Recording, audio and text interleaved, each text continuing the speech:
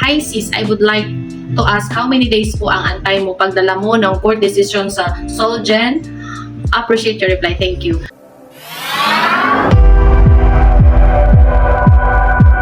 Hello everyone! Welcome to my channel. Kung bago ka sa channel na to, this channel features different informative videos about parenting, about health, about annulment, about education, about places, at marami pang iba. Kaya kung hindi ka pa nakasubscribe, please click the button subscribe and pakihit na rin ang notification bell para lagi kang updated sa mga latest videos po natin.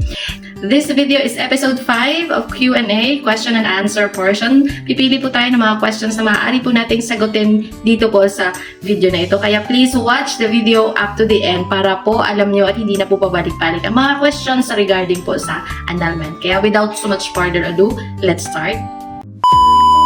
First question po natin is from the video Libreng Annulment, how to avail libreng annulment.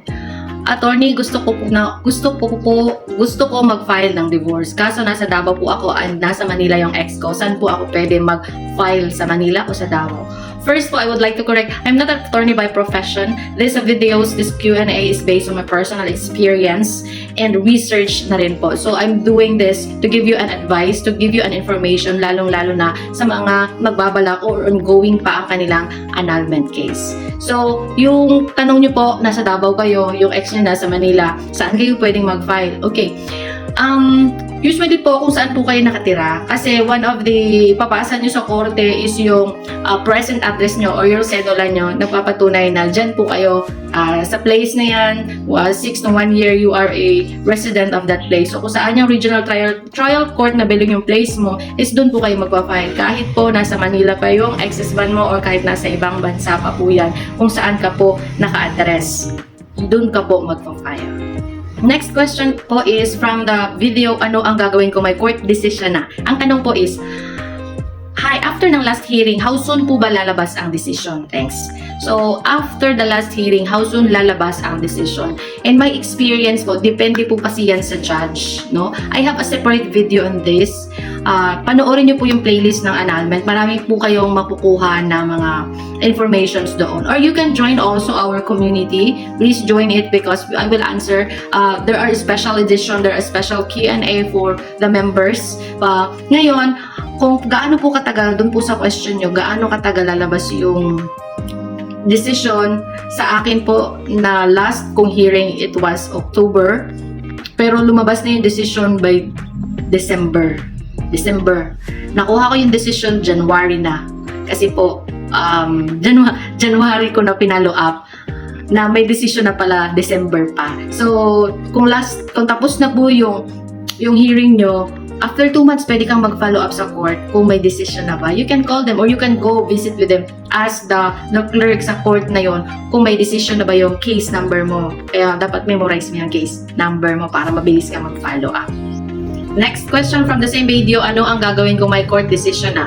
Hi sis, I would like to ask how many days po ang antay mo pagdala mo ng court decision sa Solgen? Appreciate your reply. Thank you. Ilang araw bago ang result, pagdala ng court decision sa Solicitors General, okay? Sa mga hindi pa po nakakaalam kung ano yung Solicitors General, kapag po nag-file po kayo sa korte ng case, kahit anong case, kapag may decision na po, is ipapa-approve yung mga court decision sa lower, yung court decision sa lower regions, doon po sa Solicitors General. Kagaya po sa annulment, kapag may court decision na po, dadalhin po yan sa Solicitors General. So, ilang araw po yun. The Solicitors General is at Manila, is at Makati. Tingnan nyo na lang po sa page nila. So, you can search it. Meron pong, ang ginawa ko kasi is, hindi naman umabot ng isang araw ang pag-antay. Pina-hand carry ko kasi siya dun sa kaibigan ko. I was at Mindanao and yung kaibigan ko nasa Manila naman. So, nagpadala ako ng copy ng court decision and also my authorization letter and photocopy of my ID, pinarmahan ko na nagpapatunay na inauthorize ko siya na kumuha, pa-receive yung court decision doon at mabigyan siya, kumuha siya ng certification kasi bibigyan ka ng certification ng Solicitors General na na-receive na nila at yung certification na yun, ibabalik mo sa korte kung saan ka naka-file ng annulment para mabigyan ka ng Certificate of Finality of Judgment. Ibig sabihin, final na yung judgment na yun, yung judgment ng korte na yun, kung null and void na ba yung case mo. Ano ang gagawin kung may court decision na? Pag may decision na, need pa po ba ipapublish? Hello po. Depende po yan sa ground ng iyong pag-file sa annulment. Kung sa akin po kasi, hindi na po ako hininga na ipapublish pa ang decision ng court. Kasi ang ground ko is psychological incapacity. Pero kung ang iyong ground is missing na, hindi mo na makontak for a longer period of time ang iyong ex-husband, hindi mo alam kung buhay or patay na ba siya. That's why you will be required na ipapublish ang decision na korte. Pero kung hindi naman yun ang dahilan, pwede nang hindi na ipapublish. Pero ang pagkakaalam ko, kung missing or wala na kayong information kung nasaan siya, kaya kailangan ipapublish yung decision ng korte. Next question po is, kailangan pa ba ni ex sumarap sa korte? Ma'am, pwede makuha contact number ng attorney mo.